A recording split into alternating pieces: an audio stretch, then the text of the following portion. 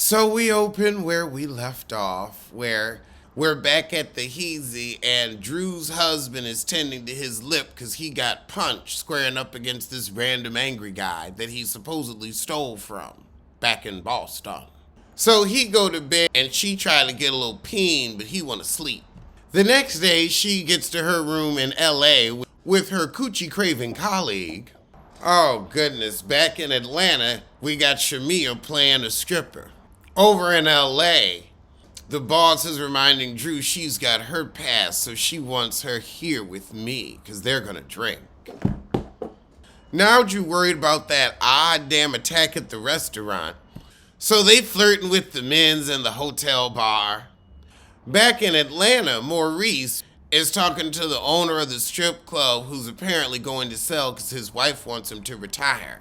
Oh, but Entice won't be there tonight because she's got drama with his daughter, and that was the stripper Maurice was going to plan his pass with.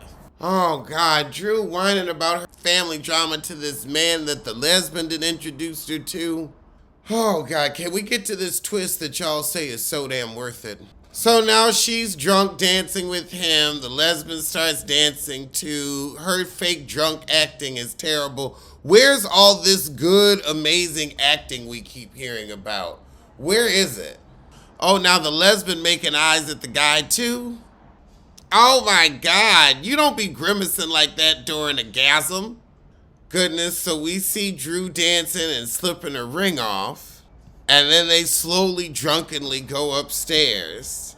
We see Maurice is calling her, and she getting that coochie. But it looks like it's getting chomped on. Oh, but it's by the heifer, not by the guy. Is he even in the room? This does not look comfortable. This does not look comfortable. Where's all this thrusting coming from? Oh, God, does she got a penis? Oh, Lord. Oh, that was traumatizing to watch. This is why it took so long to get part 2. Gruff lesbian. So afterwards, the Les is like, ooh, girl, I had you going. Shimmying and shaking, flirting and squirting. And Drew's like, that's it. This can't continue. Child, this is Drew's life story. Strumming my pain with her fingers, singing my lies with her words. Humping me softly with lesbians. Humping me softly. These lesbians. Drew gets home and they share an awkward glass of wine. After that, he goes out to play golf with the boys, and he said he didn't smash Entice because he's trying to get that commission check when Big Al sells the club. Child, Drew can't even fake sleep. Y'all might end up with a third part. I'm telling you, this is mighty shitty. And you can only ask me to take but so much. What is up with this current affair ass music? Oh goodness, but now she getting dirty photos from the boss. I can't wait to see you get loose again, and she's licking her lips. So, back at work, Drew walks into her coochie-eating co-worker's office. Oh God, now she telling her boss she's craving some more cooch. Can I have a cup of coochie? Can you lend me a lip of your labia? Can you Venmo me vagina? Could you part with a part of pussy? Can you lend me some lip of labia? Can I have a cup of cooch? 'Cause I might be catching feelings deep within my gooch. Oh God, this hair. So we have an adult contemporary sideburn. It's greasy. It looks unwashed, and then the back of your head is just rising up like a crust. Oh, Lord, it looks ratty, it looks matty. The perm has been sweat out, and you're trying to lay it down with brown gel. But this ain't Brandy Maxine, brown gel queen. And why you couldn't spread that hair out, you had to do this thick, oh, God, it looks nasty. This ain't it. So they're both like, oh, but it can't happen again. It can't happen. But she invites her to Spades, and the heifer says, I'll bring the brown liquor. So y'all gonna be flirting and squirting soon. So it's Spades now, and we're having our usual men versus women conversations. Oh, a woman can cheat if she makes more money. A man can cheat. Who cares? Did AI write this? They must have leaned on it heavily. But in walks our coochie-eating co-worker. So Kandi had to cuss out her man because she make more than him, but he got some hoe calling her. She gave him a pass, now it's her ass. So now Kandi's regretting the pass. Drew don't know what to do. Girl, go on and get your coochie ate. So now the coochie-eating co-worker gonna let the husband borrow the money for the ring for this engagement party. So Drew gets an upsetting text message. So after the party, Drew confronts him, asking him if he used the pass, and he's like, we ain't supposed to be talking about it. Oh, there was a naked heifer in his phone. That was the distressing message. Oh, God, so he handed the phone and say there ain't no picture. Now she's like, you're gaslighting me. I mean, this is just so lifted from her life. Is this on purpose? This has to be on purpose, on trifling purpose. Oh, Lord, so now the coochie-eating co-worker is getting at the assistant that they promoted. And Drew catches them mid-coitus. Drew, why are you hurt? You ain't sleeping with her. What the hell? Oh, God. I am 35 more minutes of flirting and squirting. Let me go see if Bronx is pooped. I had to go to bed for a few hours and come back refreshed. We got 36 minutes left. I mean, Drew, why are you having this reaction? You said once, right? You use your pass. Now you acting like this heifer done broke your heart. Now you're looking like you've seen a murder. So now it's the day of the engagement party, and of course Drew's still upset. Oh, Lord. And the coochie-eating co-worker brings the assistant to the anniversary. Lord, so the coochie-eating co-worker corner her at the party and it's like, ooh, somebody's jealous. So the mama tell her, I've seen your man coming in and out of strip clubs, but Drew's like, not now, not now. If not now, when? If not you, who? Oh, Lord, the coochie-eating co-worker going through her underwear drawer, playing with used panties. Why did the lesbian have to be so predatory? But she gives the husband the ring because she got him. So he gives her the ring in front of everybody at the party. However, we swapping this one out for the old one, which makes me think the new one is paste and glass. Paste and glass. This jewelry seems like a ploy. Paste and glass, paste and glass. It costs less than a toy. Well, at least this lifts Drew's spirits, because Lord, I was tired of seeing her fake act sad. Now we can watch her fake act happy, which is more tolerable. Oh, Jesus, and the mother they cast in this, I've seen her in other things, and she can only give you one note on screen, and she can't even hit it that well.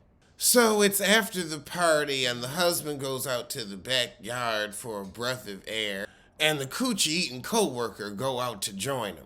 So she slips something in his pocket as he goes back inside. He don't see her do it. She puts it in his jacket pocket, so I'm guessing she's leaving something for Drew to find so they can continue gaslighting her. Something's coming. You could tell they plotting something. Maybe to drive her crazy, maybe to take her money, maybe to bore the audience to death. Maybe they're trying to get us with a scheme that Todd clearly set up to bring us the bull. Potty training Bronx has more of a plot line than this movie. But he go back inside and Drew's still gushing over the ring. Oh, God, now we got to see more Drew in coitus and she humping her husband, but she thinking about the coochie-eating co-worker. Ugh. It doesn't look like they're humping. This is Aki-boo. So after that, they all happy and cuddly the next morning. Oh, it was an empty condom wrapper the coochie eating coworker slipped into his pocket. So now Drew's on the phone with the mama. The mama wanted to apologize for cutting him out of the commission because there actually was money in the client's account. But now Drew's suspicious. Oh, girl. This acting, you want lifetime and above, but you below. You are below We TV. You are a Zeus actress. I've seen TikTok skits with more emotion, more proper emotion. Oh, Jesus. So now, Drew's out with the cooch-eating co-worker, Kandi, and some other heifer. So her girls ask her what's wrong, and the cooch-eating co-worker no. And she said, I think Maurice broke the rule to our past. Well, so did you, so why do you care? You need to sweep around your own front door. Wipe those lesbonics from your lips before you go worrying about your man. You broke all the rules of the past. The cooch-eating co-worker said, oh, Maurice sacrificed a lot to get you this ring. He loved you. Well, you got it. Ooh. So it's the cooch-eating co-worker that's the conniving charlatan of this story. So now her friends are helping her with the gaslighting. Did you really see a naked heifer on the phone? And the condom could have been from the night of the past. And at least he was being safe the night of the past. You just need to talk to him. So now they telling her to go detective on her man and set up his phone to where she gets all his text messages too. So when he's in the shower, she go put the tracker app on his phone. I really love y'all to be suffering through this. Oh, Lord. Drew and the cooch-eating co-worker at it again. Oh, God. Now the cooch-eating co-worker done planted those panties in the bedroom. And Drew says, those aren't mine. And this is, of course, after she got you to cheat in the bedroom, which you said you wouldn't do, on a pass you don't have because you only had one night. And now you just snacking on snatch like a late-night cookie. Well, I guess in your case it is. So then the cooch-eating co-worker just leaves. She's like, well, we don't know if he's sleeping with her in the house, but call me if you need me. Meanwhile, Drew, how are you so upset when your husband's being the same hypocrite you are? At least you're equally yoked. So then she calls Kandi to get cameras in the house ASAP. However, the next day at the job, the coochie-eating co-worker is still flirting with the assistant. Drew says, oh, y'all need some alone time. This is giving me, the girl is mine, the girl is mine, the girl is mine, the girl is mine. Oh, Lord. So she tell the coochie-eating co-worker to stop fucking the assistant. She said, I'm the boss around here. So if I'm a little peckish for pussy, I will partake. You said you didn't want me, or do you? And she starts trying to flirt and getting Drew to squirt. Oh, God. So she says, well, Maurice has to go out of town. Oh, God. So cut to them back in bed at the Heezy. Why couldn't y'all go to her house? Oh, and she says she's leaving Maurice. 'Cause he lies so much. Meanwhile, you in bed with your cooch-eating co-worker. The hypocrisy. Wait, now she's in love with the cooch-eating co-worker. The way you make me feel. The way you make me feel. Girl, don't confuse a leg shake with love. But now she double-crossing her, and she said, I'm gonna give Allison the Bentley job. I know you just confessed your love and said you'd give all this up for me, but, So now Drew's in bed realizing she was played like a soybean burger. And now your husband probably got your lesbonics on tape so he can divorce you and leave you with nothing, because I bet you there's an infidelity clause in that prenup. And him and his lesbian best friend done ran your pockets. Is that the twist? Because we got 12 minutes left of this fine film. I deserve 3 parts worth of money for this, but I only gave it to you in 2. So the husband comes home and she says, can we just go away? I need to get away from the poor choices you've made and accountability for your own cheating actions. You let that tomboy top you and get you in trouble. She said, you can frig my fanny in Fiji, but if we could go, Kandi, go, I'll pack my frings soon as you say, baby, vamos, we'll fly away like there is no cheating going on. Oh, God. So now the next day, she in the coochie-eating co-worker's office getting reassured that he knows nothing. Why are you still trying to be friends with this heifer who just took the Bentley job from you and gave it to your coochie competition? Oh, Lord, now Drew gets served. But for what? I bet you divorced for cheating. So I guess it was a divorce petition, so... Oh, this is Monietta. That's why the acting was so bad. But let's not act like Drew's chewing the scenery. Let me see if Bronx pooped. Because this movie's definitely been a piece of shit. This movie, you know what? This movie should have gone on the pad. I've been trying to get him to go on the pad. This movie also should have gone on the pad, but it piddled on the floor. And now I gotta clean it up. Clean it up! Shout out to James Caldwell. He didn't poop yet. Come here, Bronx. Bronx. He's on the bed. He's fine. We're gonna give you some walk footage tomorrow. Oh, God, now she bringing up the past and mediation. You about to avoid your prenup. And honestly, your acting is so bad, he deserves to walk away with your money. And so the fuck do I. I rarely will say this, but my Cash App is I am Alex Rodgers, Rodgers. I deserve a tip for this. Just $1. Just $1. But if everybody could just give me $1 extra for this kind of pain and anguish. Because Kandi ain't gonna give me shit. She sure as hell ain't giving me the 2 hours of my life back. Child, now he gonna say, I don't even know what a pass is. Ooh, but he got her on video humping the coochie-eating co-worker. Ooh, and the mama looking at it too. Caught eating coochie. Caught with your coin out there. Caught eating coochie. Your man did not play fair. He's got your coin. He caught you by the coochie. Caught you in a lie. A labia lie. You're a vulva vixen. Did you in? It's a labia lie. So he gets half an alimony, which includes half the trust. The mama was right. The mama was right. God, to lose half your money over that dry-ass little marriage. I mean, they set the heifer up, but she was breaking all the rules and cheating in the house herself. I can only be but so mad. And I can't even be mad because the movie wasn't that good, so I never could feel with any of the characters. Because they couldn't feel themselves. Acting without emotion. How dreadful. The mama telling her, I love you, I'm so proud of you. Proud of her for what? Being a cheating ass heifer who lost her money? The truth is, the second she said that stupid past shit, the prenup should have been nullified and you knew he was gonna get half. So all the friends were in on it. And I guess that guy from earlier is somebody they swindled back in Boston who punched, oh Lord. So that was the twist.